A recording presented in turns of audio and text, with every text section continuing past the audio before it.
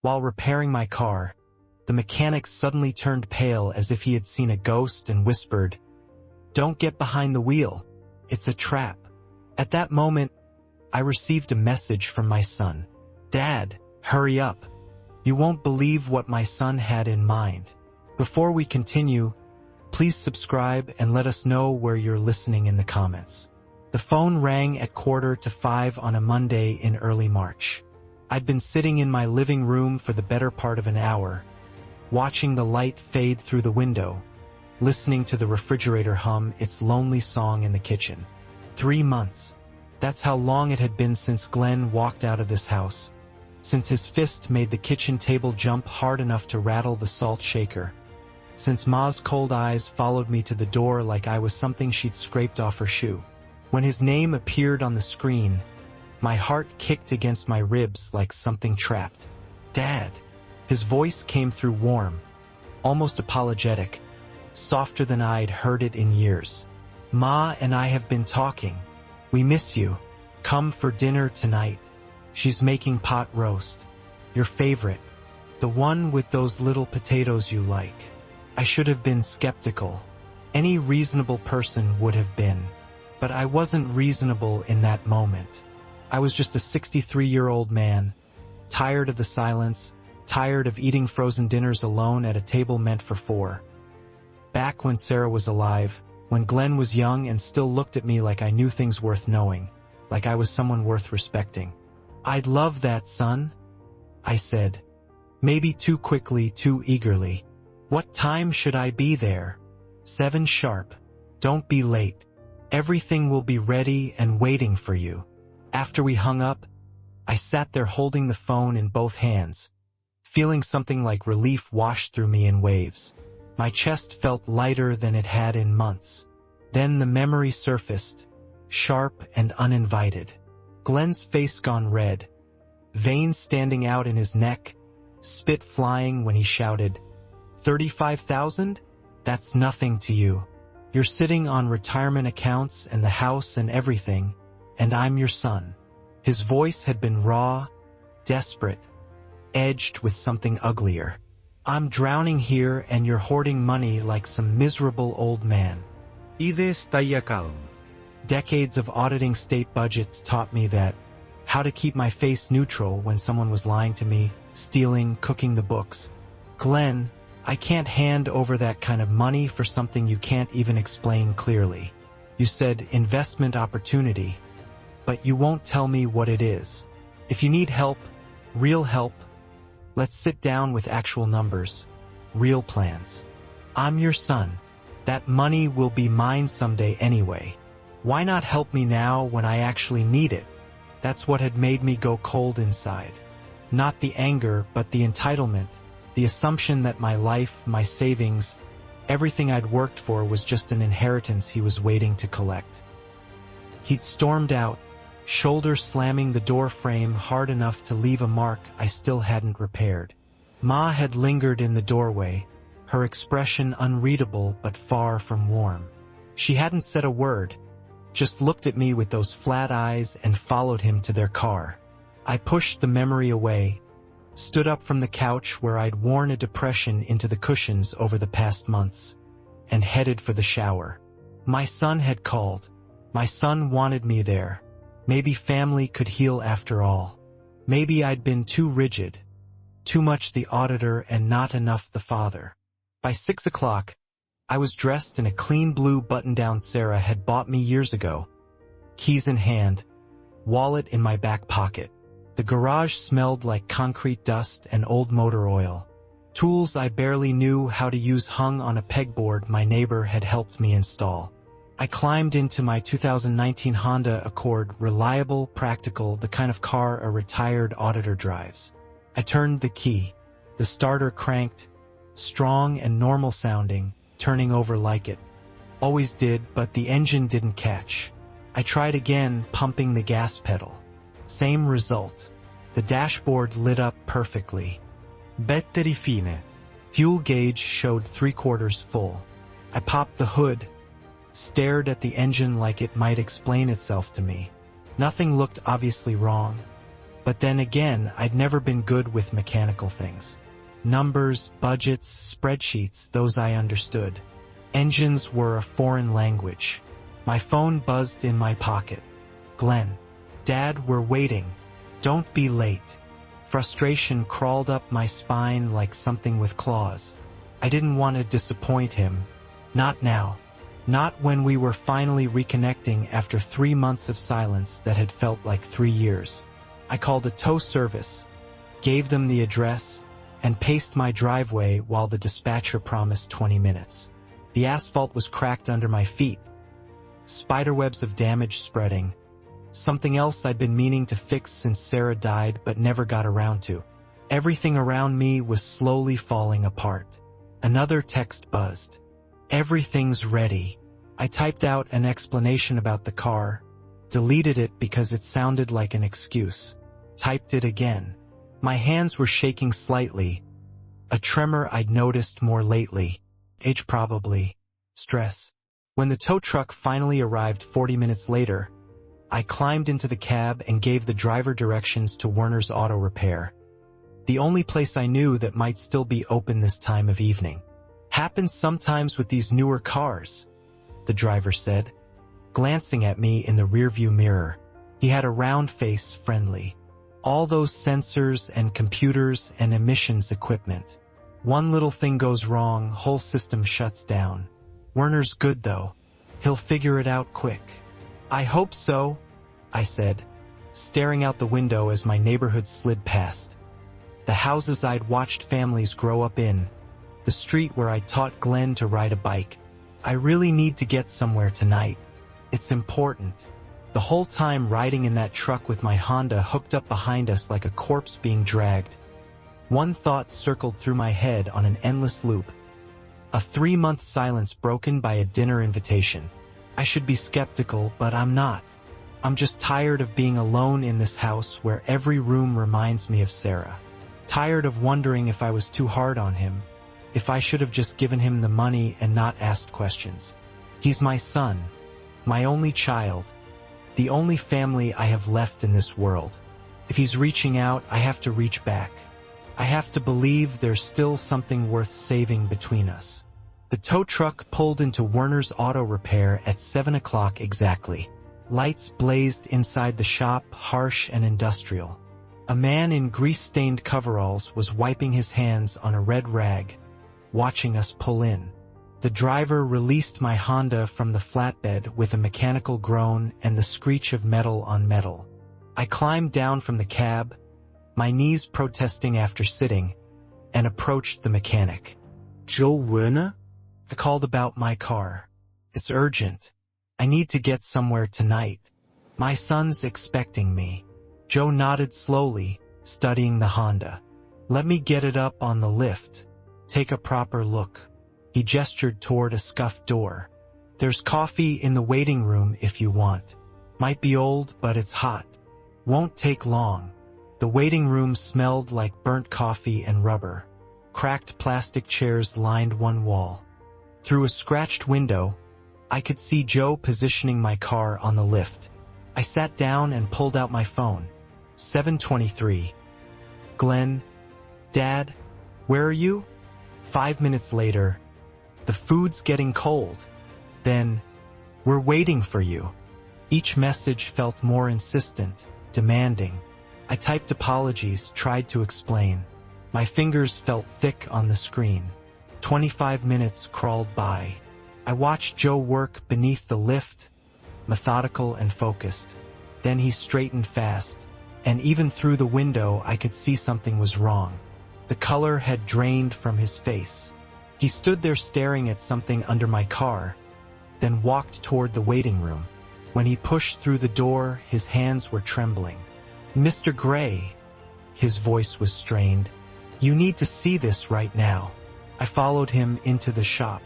The overhead lights were harsh, making everything look exposed. Joe pointed his flashlight at the brake lines. Even I could see it, a clean-cut, deliberate not wear or damage. Someone had sliced through the line. Someone did this, Joe said quietly. This wasn't an accident. Someone wanted you to crash. 2D. He moved the beam to the engine sensor. They sabotaged this too. The engine would have started eventually, gotten you a few miles down the road. Then it would have failed on the highway when you were doing 60, 70, and when you hit the brakes. He didn't finish. He didn't need to. My phone buzzed. I pulled it out with numb fingers. Glenn. Dad, hurry. The word stared back at me. Hurry to what?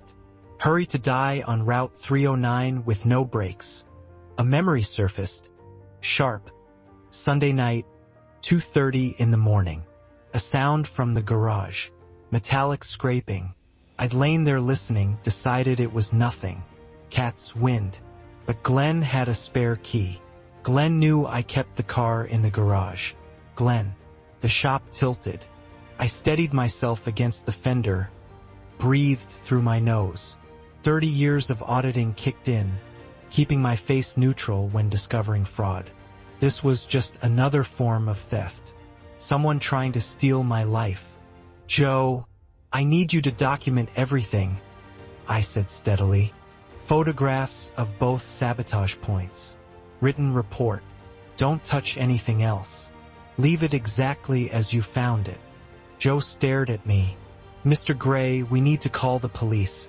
This is attempted murder. Whoever did this, I know what it is, I interrupted quietly, and I will handle it. But first, complete documentation. You know who has access to your garage? Who'd want you dead? Can you keep the car here overnight? Don't repair anything. Just photograph it. Document it. I walked outside into the cool March air. The parking lot was empty. I paced, letting the cold clear my head. Through the window, I could see Joe photographing everything, writing notes. My phone buzzed again. Glenn. Dad, hurry. I stared at the message for 5 minutes. 35,000. That's what he'd asked for 3 months ago. I'd said no. Was that when he decided? Or earlier, when Sarah died and he realized he wasn't inheriting yet because I was still alive? How long has my son been planning to kill his own father? I typed, mechanical problems. Won't make it tonight. Sorry. His response came within seconds. When can you come? That speed told me everything. He was waiting.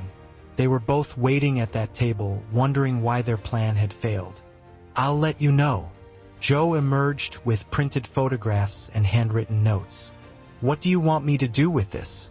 I took the documentation, folded it into my jacket pocket. The paper crinkled against my chest. I need to rent a car. Anywhere nearby still open? He gave me an Enterprise address 3 blocks away. I opened my rideshare app 8:05.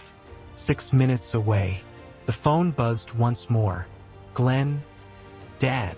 My thumb hovered over the keyboard. I could see it all now, the whole picture an auditor should have spotted.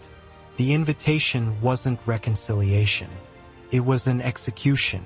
Get me in the car. Get me on the highway. Let the sabotage work. An accident. A tragedy. They'd inherit everything. House, savings, life insurance. Clean and simple. I closed the app without responding. The rideshare was 2 minutes away. I had somewhere to go, someone to see.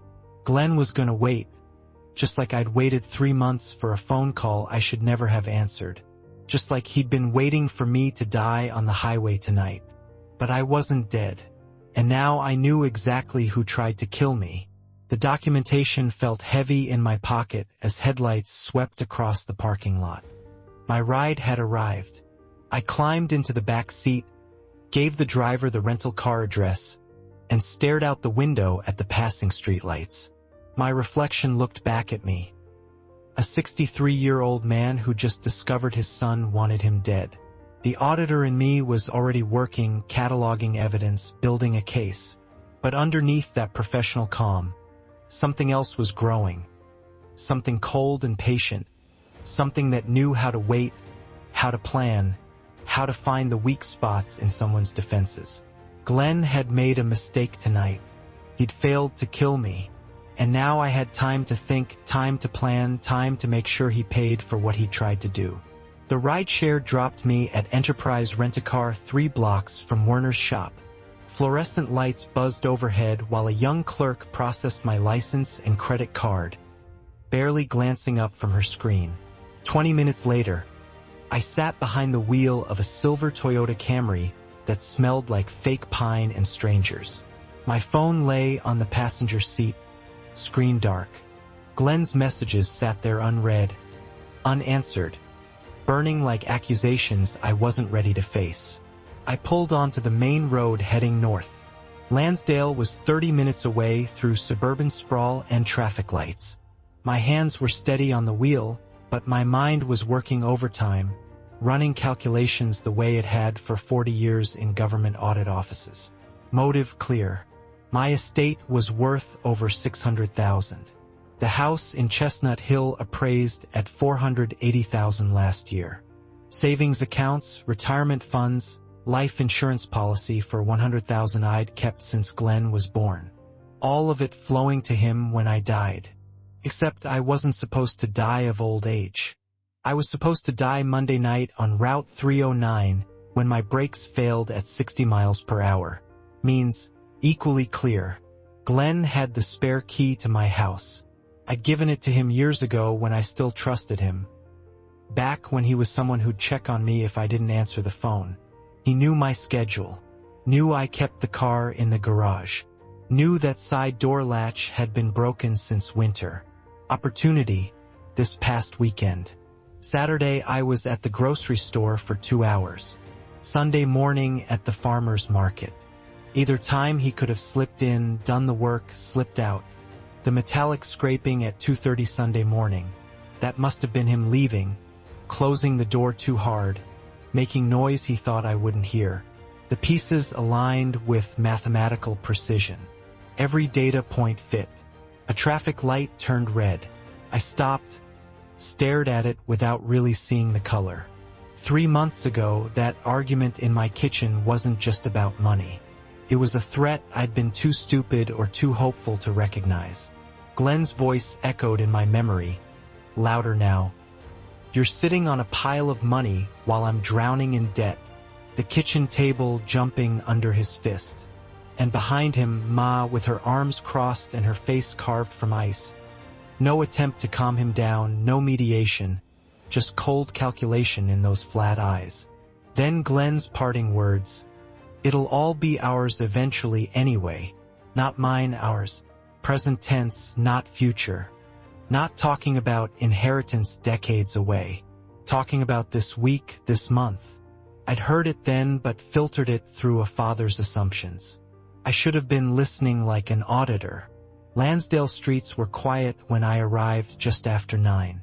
Modest 2-story homes from the 80s lined both sides, most with their lights dimmed for the night.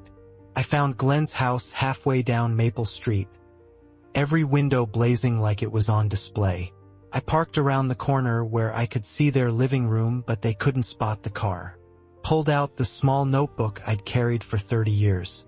Flipped to a clean page, noted the time. Old habits. Through the window, Glenn paced back and forth, phone pressed against his ear. Ma stood by the dining table, gesturing sharply. Even from here, I could read the frustration in her posture. Quick movements, pointing at him at the phone, shaking her head. I adjusted the rearview mirror, settled in to watch. My phone stayed in my pocket. 20 minutes passed. The scene inside didn't change much. Glenn checking his phone obsessively, Ma growing more agitated. But it was what I didn't see that confirmed everything. No dinner on the dining table. No podruast. No little potatoes. No reconcilias chenmil. Instead, papers were spread across the surface in neat stacks. Even from outside, I recognized the format, legalized documents, multiple pages, the kind I'd reviewed thousands of times. Estate paperwork. Property transfer documents. They weren't preparing dinner. They were preparing to inherit.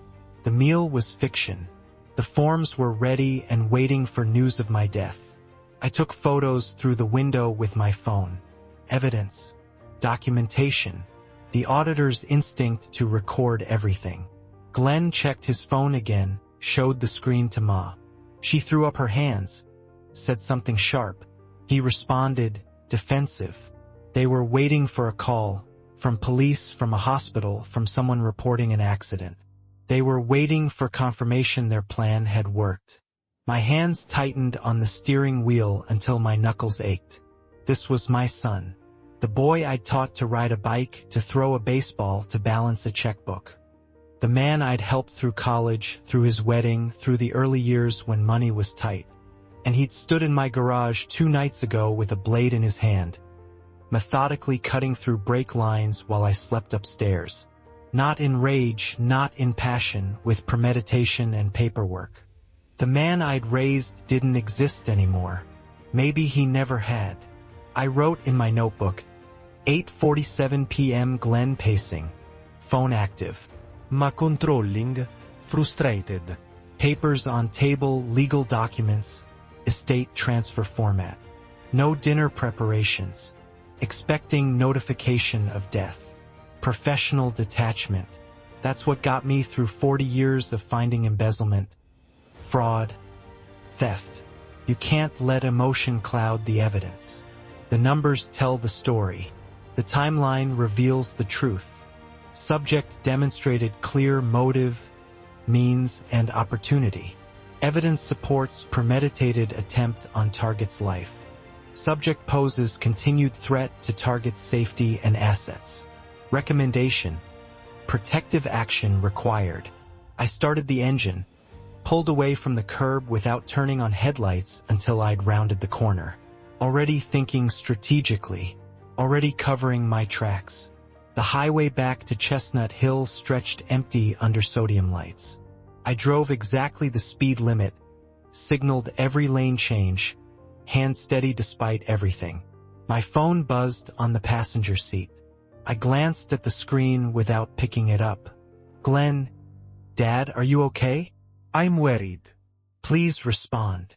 Worried? The word sat in the car like poison gas. I took the exit toward home, toward the house with the garage where Glenn had stood with hatred and a cutting tool, severing more than brake lines. The phone buzzed again. This time I didn't look. I had work to do, planning, preparation, strategy. My son wanted to play games with inheritance. Fine. But I'd written the rules for 40 years, and I was about to teach him exactly what happens when you try to defraud an auditor. My house stood dark when I pulled into the driveway near 10. I sat in the rental car for a long moment, staring at the structure I'd called home for 30 years. The garage where Glenn had betrayed me. The back porch where I'd pushed his tire swing. The second-floor window of his childhood bedroom. All of it felt contaminated now. I got out, locked the car, entered through the front door, didn't turn on lights, walked through darkness to the kitchen and sat at the table where Glenn's fist had made the salt shaker dance 3 months ago. Then I began to think. Hours crawled by. I filled notebook pages with analysis, columns of assets, vulnerabilities, required actions. Drew lines connecting concepts. Circled keywords. This was what I'd done for 4 decades. Trace the money, find the weakness, build the case. By dawn, I had a framework. By 7 Tuesday morning, I had a plan.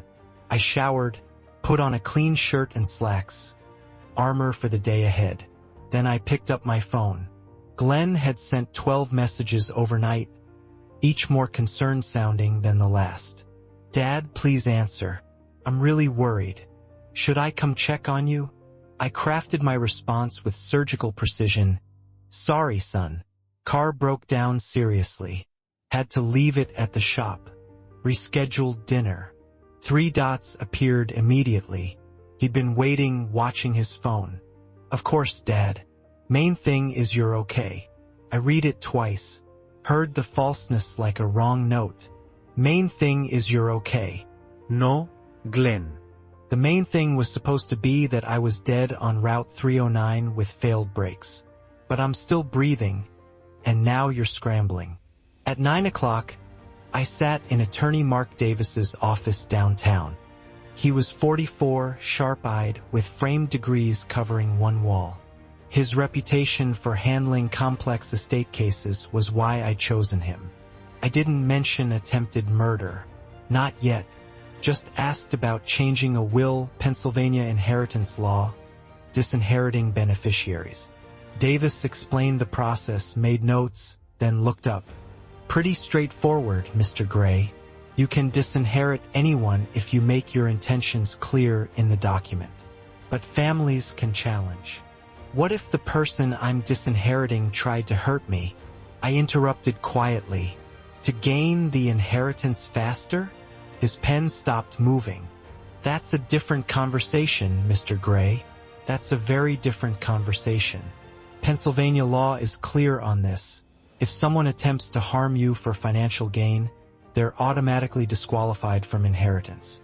And we're talking serious felony charges. 10 to 20 years. I need options, I said. Legal options before I make formal accusations. He studied my face. How certain are you? Gathering evidence now. The police station came next. Detective Rodriguez was mid-40s with tired eyes and coffee stains on his tie. I presented Joe Werner's photos, his written statement, my timeline documentation. Rodriguez listened, took notes, but his expression stayed cautious. Mr. Gray, I understand this is frightening, but without proof of who accessed your garage, who actually did the cutting, do you have security cameras? Witnesses? No, he sighed. We'll open a report. Send an officer to document the vehicle. But I'm being honest, without more evidence, this is property damage, maybe attempted vehicular manslaughter if we can connect someone. Do you have suspicions? I met his eyes. I need to be certain before I accuse anyone. But I'm working on that. Evening found me on my back porch, exhausted but too wired to rest. Movement caught my attention. My neighbor Barbara Clark approaching through the dusk with 2 mugs in her hands. She was 61, silver-haired with gentle features but intelligent eyes I'd never really noticed before. I saw your lights on all night, she said without preamble. You've been gone all day. Sylvester, what's wrong? Something in her directness broke through my defenses. I told her, carefully watching for judgment. She set down her tea. 4 years ago, my daughter tried to have me declared incompetent. Wanted my house, my savings. Said I was senile, dangerous to myself. Had doctors lined up, paperwork ready. Her eyes met mine. I understand what you're feeling. The betrayal. The disbelief that your own child could. She didn't finish. Didn't need to. When my daughter did what she did, Barbara continued, I wanted to pretend it wasn't happening. Wanted to believe she was just misguided, not malicious. She leaned forward. But Sylvester, when someone shows you who they are, believe them, especially family. They know exactly what they're doing. He's my only child, I said, my voice cracking for the first time. How do I... You protect yourself, and you make sure he faces consequences, or he'll try again. The words hung between us in the cooling air. I spent 40 years exposing fraud, I said finally, following money trails, finding truth in numbers. But I never thought, he's my son. I changed his diapers, taught him to ride a bike, and now I'm building a case against him like he's just another file number. Barbara took my hand. He stopped being just your son when he cut those brake lines. You're not betraying him. He betrayed you. Remember that. Midnight approached. Barbara stood to leave, paused at the porch steps. I know what the next few days will be like. The doubt, the second-guessing, wondering if you're overreacting. She turned back. You're not. Trust your instincts. Trust the evidence. And if you need anything, someone to talk to, someone to remind you why you're doing this, I'm 3 houses down. Anytime. I watched her disappear into darkness. A small figure carrying more strength than I'd imagined. My phone buzzed. Glenn. Dad. When should we reschedule? Really want to see you. I typed, I'll let you know. I have some things to take care of first. His response was immediate. Like what? Like protecting myself from you? Like changing my will? Like making sure you never get a penny of what you tried to kill me for? But I wrote, just personal business. Talk soon. I turned off the phone completely. Inside, I climbed stairs to my bedroom for the first time in 36 hours. The notebook sat on my nightstand, open to tomorrow's page. 3 items in careful print. 1. Change locks. 2. Security cameras. 3. New will disinherit Glenn. Reasons stated clearly. I closed my eyes. Sleep came finally, dreamless and dark. Wednesday morning arrived with unexpected clarity. Sunlight streamed through my bedroom window, the first real sleep I'd had since Monday night. The notebook still sat on my nightstand, action items staring back like a mission briefing. I showered, dressed, made coffee. My phone sat on the counter where I'd left it powered off. When I turned it on, 3 messages appeared. Glenn, sent an hour ago. Dad, you there? I took a sip of coffee. Made him wait. Power comes from patience. The phone rang mid-morning. Glenn's voice came through warm, concerned. So perfectly performed I almost admired it. Dad, how about we have that dinner tomorrow? Thursday. Ma and I really want to see you. I kept my tone light. Tomorrow's tough, son. How about Friday? That gives me time to sort out this car situation. I heard something in his voice then, eagerness edged with desperation. Friday works. Friday's perfect. After we hung up, I stared at my reflection in the kitchen window. Playing the oblivious father was harder than expected, but necessary. Barbara arrived late morning and we drove together to Mark Davis's office. This time the conversation was different. Davis spread papers across his mahogany desk. Will templates, inheritance law summaries, criminal statutes. If we're doing this, he said, looking between us, we need to be thorough. Changing the will protects your assets. But if Glenn tries again, we need evidence for criminal charges. Barbara leaned forward. I used to work with private investigators when I practiced family law. We could install security cameras in Sylvester's garage. If Glenn tries to access it again, Davis nodded slowly. That would give us attempted burglary at minimum. Conspiracy to commit murder if we can prove intent. I signed the new will paperwork with firm strokes. Everything to Montgomery County Children's Hospital Foundation. Glenn gets 1. The reason stated simply, for causes known to my son. Afternoon brought Carlos Mendoza, a private investigator Barbara knew. He was 48, quiet, carried a black equipment bag.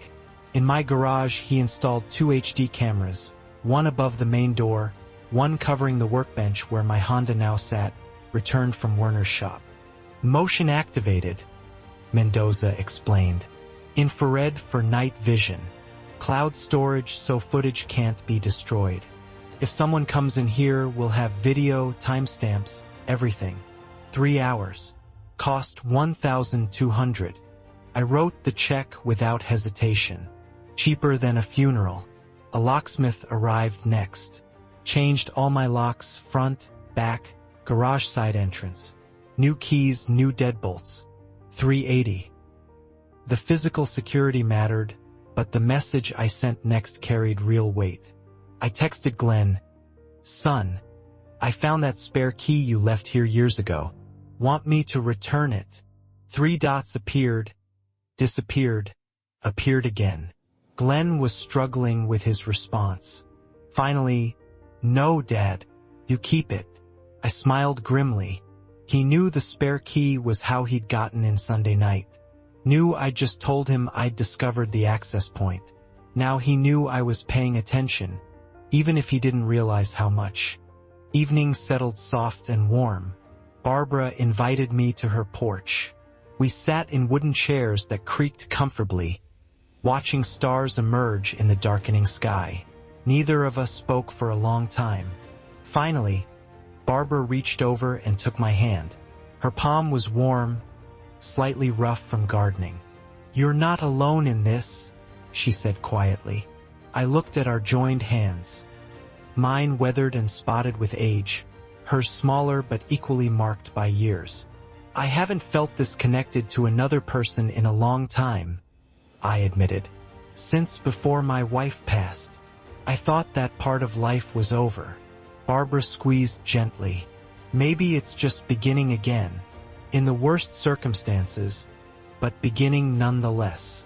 We sat like that as darkness completed its arrival. Two people who'd been betrayed by their children, finding unexpected comfort in each other. The stars multiplied overhead. Barbara's porch light was off, giving us privacy. A dog barked once down the street, then quieted. I became aware of the warmth of her hand, the subtle scent of lavender soap, the comfortable weight of her presence. "I should go," I said, not moving. "Let you get some rest." She turned to look at me, face barely visible in starlight. "Or you could stay a bit longer." "I'm not tired." Neither was I. Tired of fighting, maybe. Tired of being alone, certainly. But not sleepy. We remained seated as the night deepened. When I finally stood to leave, she walked me to her front gate. "Friday," she said, "when you go to that dinner with Glenn, be careful. The cameras are running. The locks have changed." "I'll be fine." She touched my arm. I wasn't talking about physical safety. I meant emotionally. Facing him, pretending everything's normal. That's going to be harder than you think. She was right. I knew she was right. But Friday was coming whether I was ready or not. Thursday morning brought official confirmation. Mark Davis called at 9:30. "It's done," he said without preamble. "Your new will is executed, notarized, and registered. I've placed a copy in my office safe and I'm sending another to your bank safe deposit box today." I stood in my kitchen, phone pressed to my ear, feeling something shift inside. Not quite peace, but a kind of structural security, like a building finally bolted to its foundation. "Thank you, Mark. One more thing. The will explicitly states the disinheritance reason. For causes known to my son. When this comes out, and it will eventually, that phrase tells the world you had specific reasons. It protects against challenges." After the call ended, I poured a second cup of coffee and considered my next move. Late morning, I called Glenn. Kept my tone casual, rambling, the way an older man might talk about mundane worries. "Son, I've been thinking. This house is getting too much for me. Too many rooms, too much yard work. I met with a financial advisor yesterday about selling, maybe moving into one of those nice senior living communities. Activities, maintenance included." Glenn interrupted, voice tight. "Dad, why would you sell? The house is beautiful. It's your home." I continued as if I hadn't heard the tension. "I could get maybe $450,000 for it, possibly $500,000 if the market's good. That would let me live comfortably, maybe take some trips. Europe, Alaska. I've always wanted to travel." I heard him breathing on the other end, could almost feel the panic transmitting through the line. "We should talk about this," Glenn said carefully. "At dinner tomorrow, before you make any decisions." "Perfect." That evening, my phone rang. Unknown number. I answered. Ma's voice came through, the first time she'd called me directly in months. Her tone dripped artificial sweetness. "Sylvester, Glenn mentioned you're thinking of selling the house. I wanted to reach out. You know, I work in real estate. I could handle the sale for you. Get you the absolute best price. Family discount on commission, of course." I played along, elderly and trusting. "That's kind of you, Ma. I'll certainly consider it." she pushed. These senior communities, they can be expensive. You want to make sure you're not depleting your savings too quickly. Maybe we could sit down, look at your finances together. There it was. She wanted to see my complete financial picture. Wanted to know how much they were losing by my continued survival. I'll think about it, I said mildly. Talk to you tomorrow at dinner. When I hung up, I was smiling. Not with warmth, but with grim satisfaction. Afternoon brought a courier to my door. Registered mail from Davis's office. Copies of the new will, notarized certificates, registration confirmation. I read through them carefully. Every paragraph reinforced the same message. Glenn receives one. The rest to charity. Reasons stated for legal protection. I drove to my bank, placed the documents in my safe deposit box alongside Sarah's jewelry and the house deed. The vault was cool, quiet, secure. When the metal door clicked shut, I felt the satisfaction of a strategic position fortified. That evening, I explained the day's events to Barbara over tea at my kitchen table. She listened with the careful attention of someone who understands legal maneuvering. Ma called you directly, she said, stirring honey into her cup. That's desperation. They know something's changed, but they don't know what. They're scrambling. I nodded. Tomorrow's dinner is going to be interesting. Barbara put down her spoon, looked at me seriously. Can you do it? Sit across from them, eat their food, make small talk, knowing what you know. I met her gaze. I sat through 40 years of meetings with people who'd embezzled pension funds, stolen from retirees. I smiled, shook hands, asked about their families while building cases against them. I can handle dinner with my son.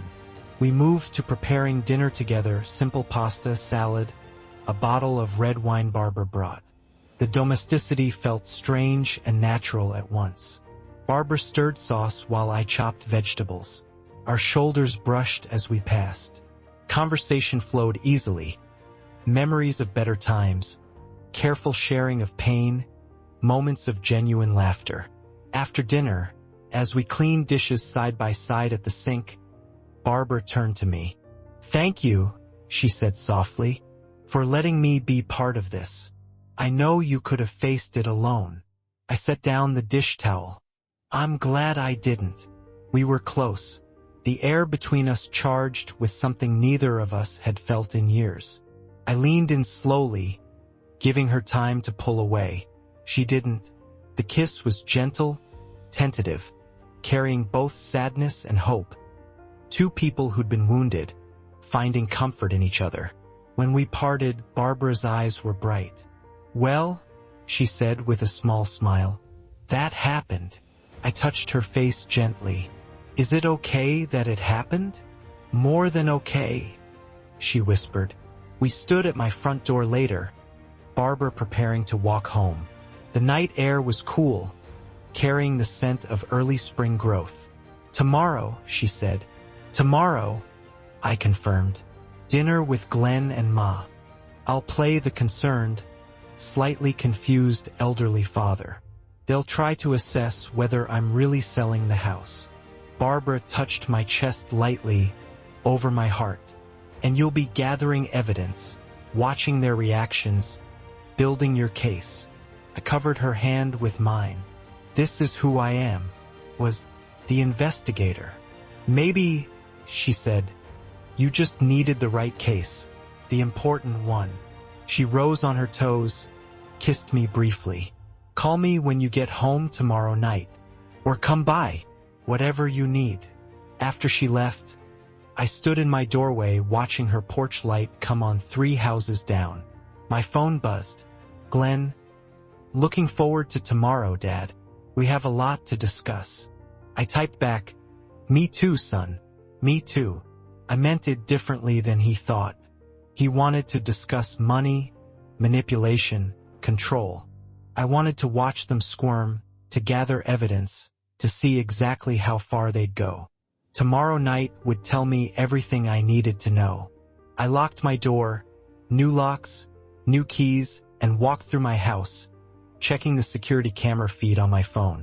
The garage cameras showed empty space, waiting. Everything was ready. The trap was set. Now I just had to walk into theirs without getting caught. Friday arrived with the weight of inevitability. I spent the day in careful preparation, not physical but mental, reviewing notes from the week, cut break lines, Glenn's panic texts, Ma's transparent call. By late afternoon, I was dressed in slacks and a button-down, the uniform of a trusting father. Barbara appeared at my door just before I left. "Remember," she said, touching my arm, "you're gathering information, not confronting them." "Not yet." I nodded, kissed her cheek. "I'll call you after." The drive to Lansdale took 30 minutes. With each mile, I put on my mask. The slightly confused, slightly lonely elderly father who trusts his son. Glenn opened the door before I could knock. He'd been watching. "Dad, great to see you." The hug was too tight, held too long. Over his shoulder, Ma stood in the hallway, smile bright and cold as chrome.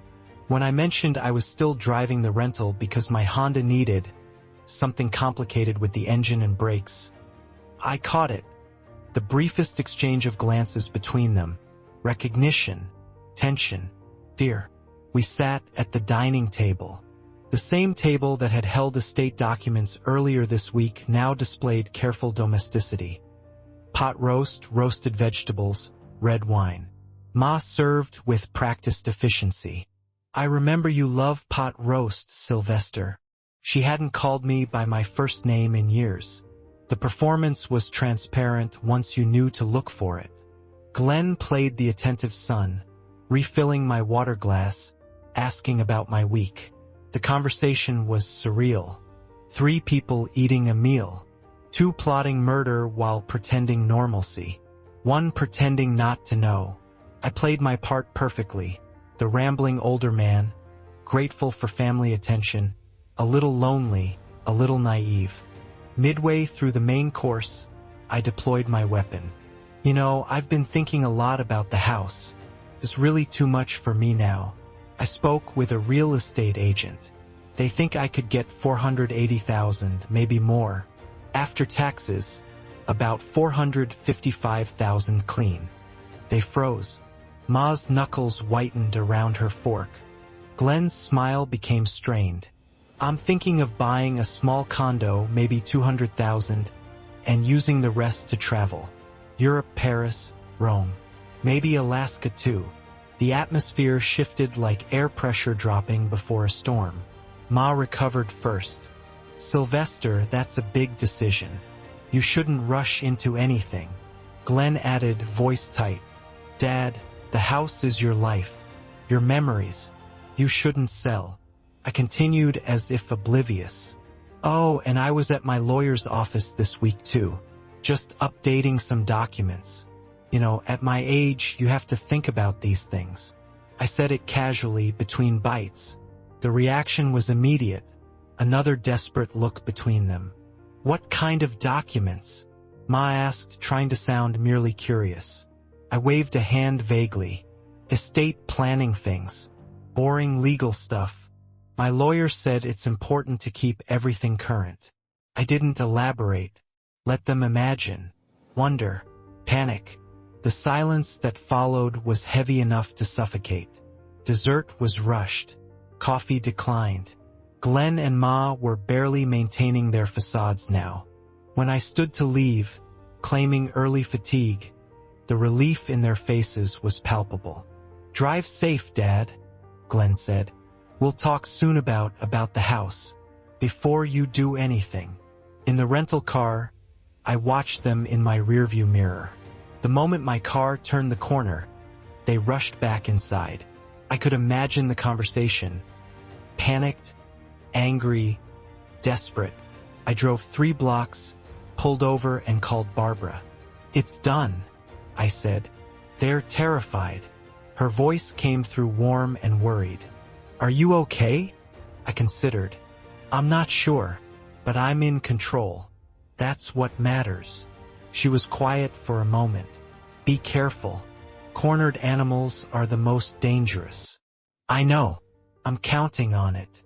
The drive home passed in a blur of streetlights and replayed conversations. Glenn's too tight hug.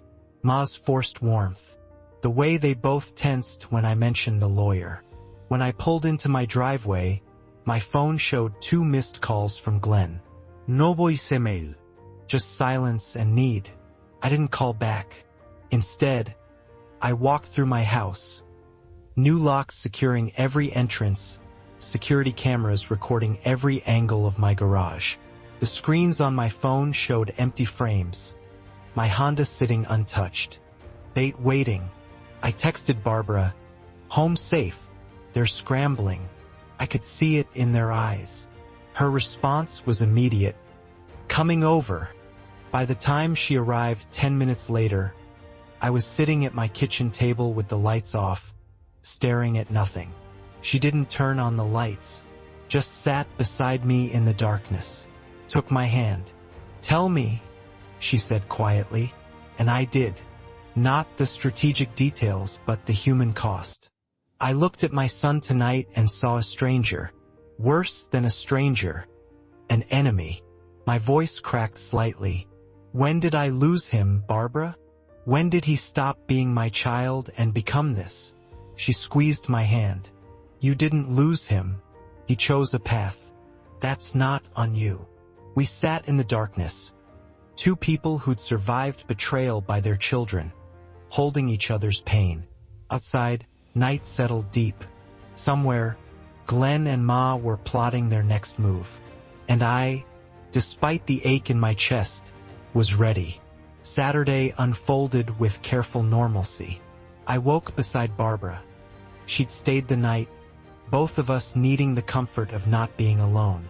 We shared coffee in morning sunlight, talked about nothing important, let ordinary routine provide shelter from the storm building around us. By early afternoon, Barbara returned to her house. I decided on a grocery run, milk, bread, the weekly basics that continue regardless of family betrayals and murder plots. The store was crowded with weekend shoppers. I moved through aisles on autopilot, mind elsewhere, replaying Friday's dinner. When I turned onto my street with grocery bags in the passenger seat, I saw it immediately. Glenn's car in my driveway. He stood at my front door, shifting his weight, checking his phone, radiating nervous energy. When I pulled in, his head snapped up. Dad, we need to talk. Not a greeting, a demand. I took my time gathering grocery bags, using the moments to prepare. My heart rate elevated, but my hands stayed steady. Of course, son. Come inside. I unlocked the door. New locks, new keys Glenn doesn't have, and we entered. The house felt different with him in it now, contaminated by his presence. I set groceries on the kitchen counter. Didn't offer coffee or a seat. Waited. Glenn paced the living room. Couldn't stand still. Dad, I've been thinking about what you said. About selling the house. I remained neutral. Yes. His voice rose. This house, it's not just yours. It's family. It should stay in the family. Mom lived here. I grew up here. You can't just sell it to strangers. I felt the calculated manipulation, the appeal to sentiment. It's my house, Glenn. I can do what I want with it. His control began slipping. But what about me? What about your family? Don't I matter? The entitlement in his voice was naked now, undisguised. Of course you matter, but I don't understand why you're so concerned about what I do with my own property. Glenn stopped pacing, faced me directly. His face was flushed, jaw clenched. Because it should be mine. I'm your son. I have a right to it. The words hung in the air like smoke from a gunshot. I went very still. A right? To property I own? To money I earned? Glenn realized he'd said too much but couldn't stop now. I'm drowning in debt, Dad. $75,000. Ma and I, we can't. We need. He caught himself, tried to recover. We just think you should keep the house. For the family. For memories. But then, fatally, if everything had just gone according to plan. He stopped. His face went pale. The words trailed into silence.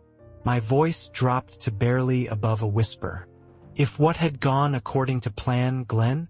The question sat between us like a live grenade. Glenn backed toward the door. Nothing. I just meant. I stepped forward. You meant if I'd driven my car last Monday. If the brakes had failed on the highway.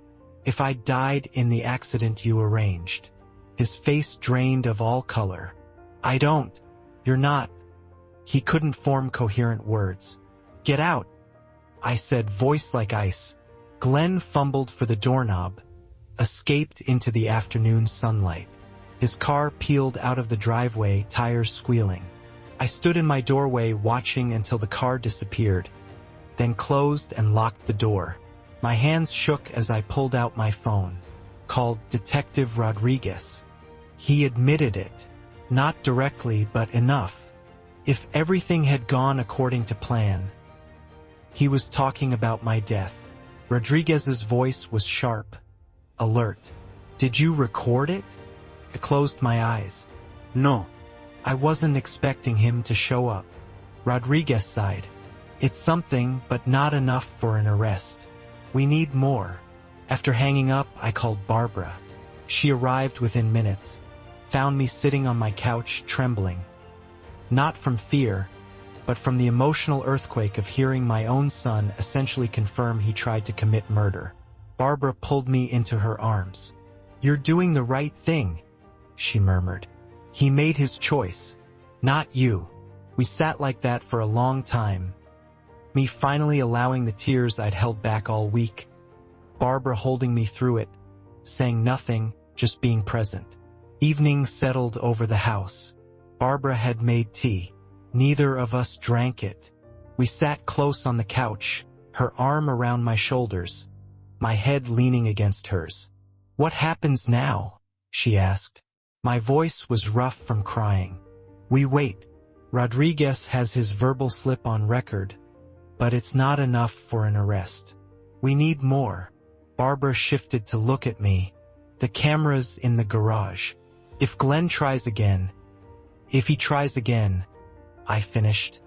We'll have him on video, and this time I'll make sure it's enough to put him away. My phone buzzed on the coffee table. We both looked at it. Glenn's name on the screen. I picked it up, read the message aloud. Dad, I'm sorry about today. I'm just worried about you. I care about you. Barbara made a sound of disgust. I stared at the words.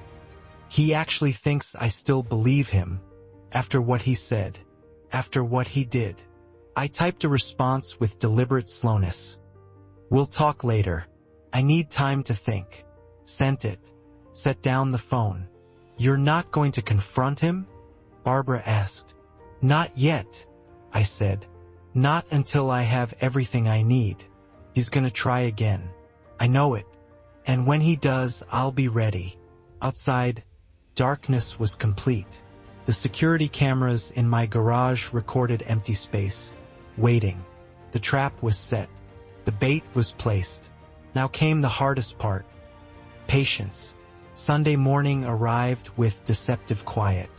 I woke early. The house silent except for the refrigerator's hum and distant birdsong. Barbara had stayed over. We'd fallen into an unspoken pattern where neither of us wanted to be alone overnight. She was making coffee when my phone rang. Detective Rodriguez's name on the screen. My stomach tightened. Mr. Gray. His voice came through sharp with controlled excitement. The cameras caught something. You need to come to the station. My coffee cup froze halfway to my lips. When? Last night. Early this morning, technically. Around 3:20 a.m. Barbara reached across the table, took my free hand. I squeezed back. I'm on my way. In Rodriguez's office, Barbara and I watched security footage on a monitor. The timestamp read 3:20 a.m. The garage camera showed darkness. Then motion-activated recording began. The side door opened, the lock visibly damaged. Forced entry. A figure entered. Immediately recognizable, Glenn. Dark clothes, carrying a small toolbox. He approached the Honda, set down his tools, opened the driver's side door. His hand reached toward the steering column, then froze. Glenn's head turned slowly, scanning the garage. He couldn't see the hidden cameras, but something had alerted him. Instinct, paranoia, the subtle hum of electronic equipment. He stood perfectly still for nearly a minute, then abruptly closed the car door, grabbed his tools and exited quickly. Never touched the brake system, but the intent was crystal clear. Rodriguez stopped the playback. "We have breaking and entering. We have him inside your garage with tools approaching your vehicle, the same vehicle that was previously sabotaged." Combined with the mechanic's documentation of the original brake line cutting, his verbal admission yesterday about if everything had gone according to plan, and the financial motive. He looked at me directly. "This is enough for an arrest warrant. Attempted murder, breaking and entering, possibly conspiracy if we can tie his wife to it. But I need to ask you directly, are you prepared to press charges against your son? Once we do this, there's no going back." I sat in silence, staring at the frozen image on screen. Glenn's face caught in harsh infrared light, expression tense and guilty. I thought about Glenn as a child learning to ride a bike, graduating high school, getting married. Then I thought about cut brake lines, about sitting at dinner Friday, pretending not to know my son wants me dead, about the $75,000 in debt that somehow became more important than a father's life. "Yes," I said finally, voice steady. "I'm ready to press charges." Rodriguez nodded, picked up his phone. "I'll get the warrant." Early afternoon, Rodriguez called. We picked him up at his workplace. "He's in custody." I was back home, Barbara beside me on the couch. I expected to feel satisfaction, vindication, something. Instead, there was just hollowness. What happens now? Arraignment Monday. Given the severity, attempted murder of a family member, bail will be set high if granted at all. His lawyer will probably push for a plea deal. After hanging up, I sat motionless. Barbara asked if I was okay. I didn't know how to answer. The phone rang. Unknown number. I answered. Ma's voice exploded through the speaker. "You had him arrested. Your own son. What kind of father are you?" Her voice was shrill, borderline hysterical. Years of careful manipulation stripped away, leaving raw fury. "He tried to kill me, Ma. Twice. It's on video. She didn't address this. You're destroying his life. Our life. Over what? Money? Because he asked for help." My voice dropped to ice. "He cut my brake lines. He broke into my garage with tools to do it again. The police have evidence. You want advice? Get a good lawyer for yourself too, if you were involved." I ended the call, blocked both numbers. Barbara watched me, said nothing. We moved to the back porch, sat in the late afternoon light. She took my hand. I finally exhaled properly for the first time in a week. The sun set in shades of orange and pink, unseasonably warm for early March. We sat without speaking, watching light fade from the sky. My phone lay on the small table between our chairs, silent now. Both Glenn's and Ma's numbers blocked. That chapter forcibly closed. Barbara broke the silence softly. "Tomorrow you'll have to testify at the arraignment. Are you ready?" I considered. I don't know if anyone's ever ready to testify against their own child, but I'll do it. I'll tell the truth. She nodded, didn't push. Somewhere in the city, Glenn sat in a holding cell, beginning to understand consequences. Somewhere else, Ma was probably calling lawyers, calculating her exit strategy, planning how to distance herself from her imprisoned husband. But here, On this porch, I felt something I hadn't felt since Monday evening when my car wouldn't start. Peace. Not happiness, the wound was too fresh for that, but peace. The knowledge that I was safe, that justice was moving forward, that I didn't have to look over my shoulder anymore. Barbara stood, offered her hand. "Come inside. I'll make dinner. Something simple." I took her hand, let her pull me to my feet.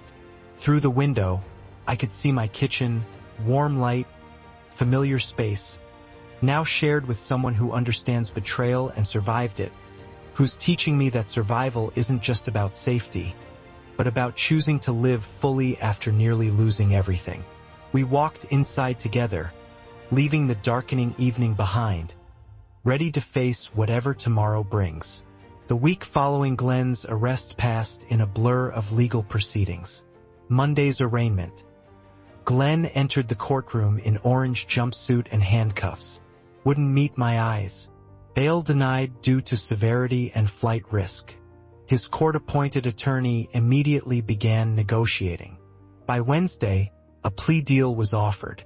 I met with the prosecutor, a sharp-eyed woman in her 40s who laid out the options. First-degree attempted murder carries 20 years. But proving premeditation to a jury is uncertain even with your evidence. Your son's attorney is pushing for a deal. Assault with intent to cause serious bodily harm plus breaking and entering. 6 years total.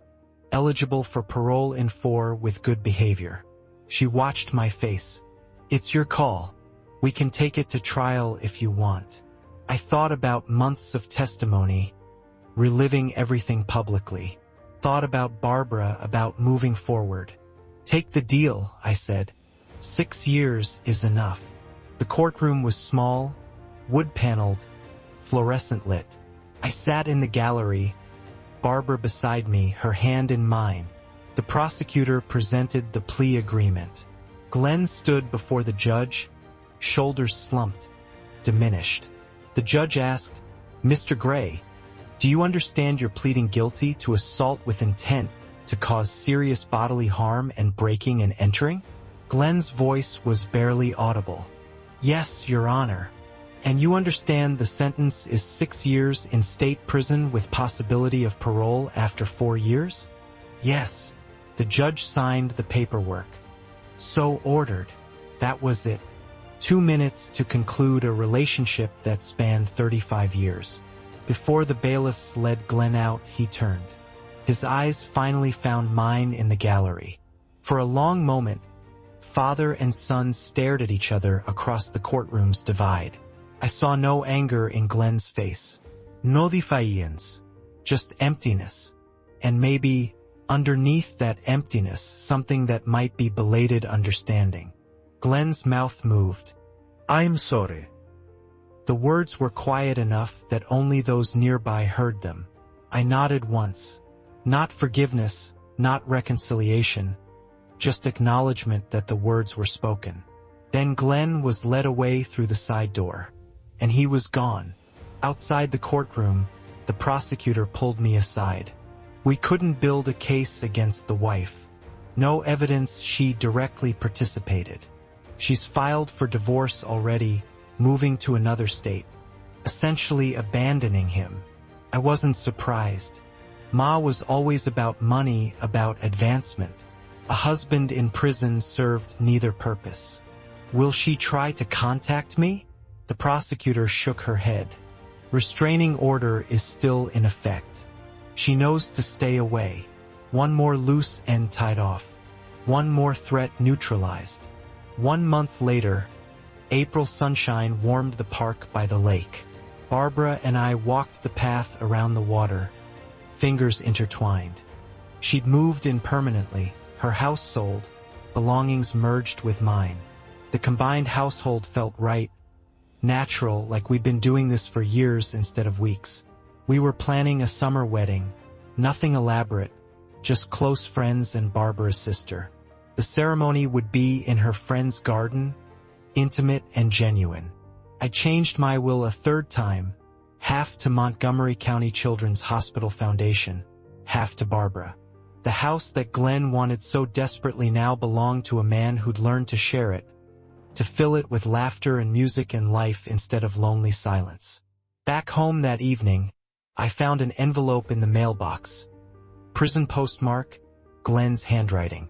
I stared at it for a long moment, then carried it inside. Barbara saw it, asked no questions. At the kitchen table, I held the unopened letter. "He wrote me." Barbara put down her tea. "Do you want to read it?" I turned the envelope in my hands. "Not now. Maybe someday, but not today." I opened a kitchen drawer, placed the letter inside, closed it. "Today is for living. For us. For the future." Barbara smiled, took my hand across the table. "Then let's go for that walk we planned. The evening's beautiful." We left the house hand in hand. Two people in our 60s who'd survived our children's worst betrayals and found unexpected second chances at love and trust. The letter sat in the drawer, waiting for a day that may or may not come.